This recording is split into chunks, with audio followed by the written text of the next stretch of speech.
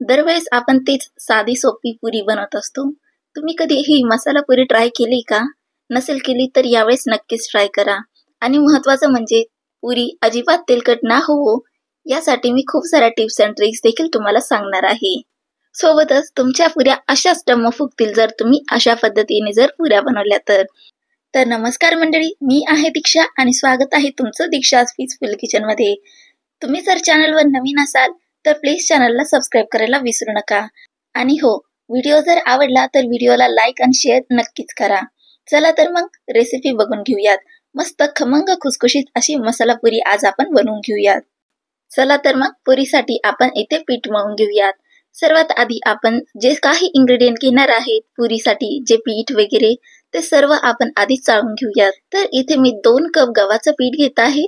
ज्याने आपण रेग्युलर चपात्या बनवतो तेच मी इथे पीठ घेतलेलं आहे.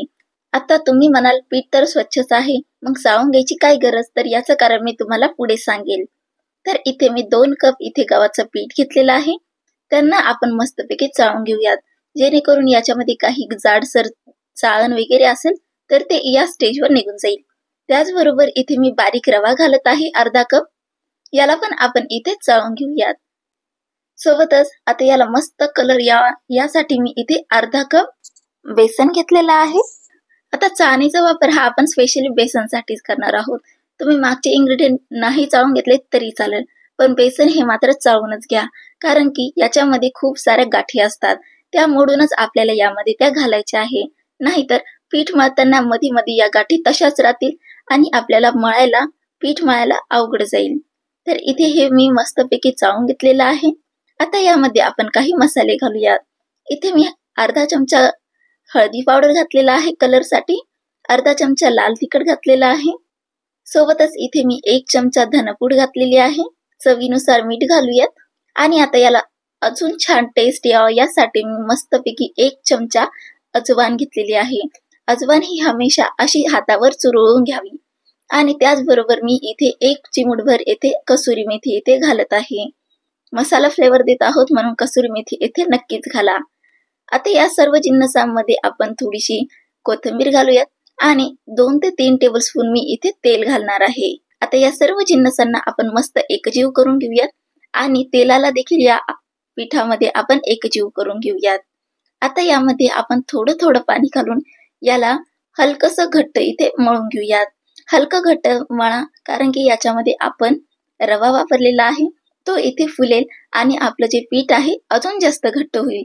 जर तुम्ही याला स्टार्टिंगलाच हलकं घट्ट जर मळलं तर पुढे हे मस्त घट्ट होईलच, पण जर स्टार्टिंगलाच घट्टशीर मळलं तर ते पुढे जाऊन अजून घट्ट होईल आणि आपल्याला पुऱ्या लाटताना त्या अक्षरशः फाटतील आणि पुऱ्या सुद्धा आपल्याला लाटता येणार नाही. इथे मला कमीत कमी 1.5 कप पाणी येथे लागलेलं आहे. पिठाचं टेक्स्चर तुम्ही बघू शकतात, हलकसं सॉफ्ट आहे.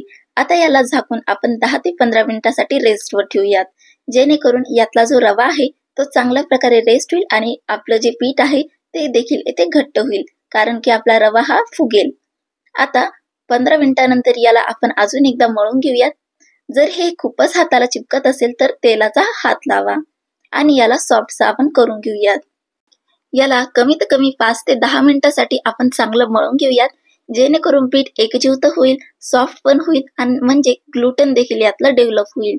त्यामुळे आपल्या पुऱ्या या मस्त बनतील. आता यातला मी एक छोटासा पोर्शन तोडून घेणार आहे. असं मी याला सुरीने एक छोटा पोर्शन तोडून घेत आहे. आणि आपण जसे उडदाचे पापड बनवताना छोटे छोटे पोर्शन तोडतो, तसेच मी इथे छोटे छोटे पोर्शन तोडून घेणार आहे. आणि याला नंतर आपण हातावरती असं गोल गोल शेप करून घेऊयात. नंतर आपल्याला ह्या पुऱ्या लाटताना अजिबातच अवघड जाणार नाही. अशा प्रकारे मी इथे सर्व उंडे करून घेतलेले आहे छोटी छोटी. चला तर मग आता पुऱ्या आपण लाटून घेऊयात. तर पुऱ्या लाटताना शक्यतो आपल्याला तेलाचा वापर करायचा आहे. जर ती चिपकत असेल तर पिठाचा वापर करू नका, नाहीतर पीठ हे तेलामध्ये तळताना काळं पडेल आणि आपलं तेल हे खराब होऊन जाईल.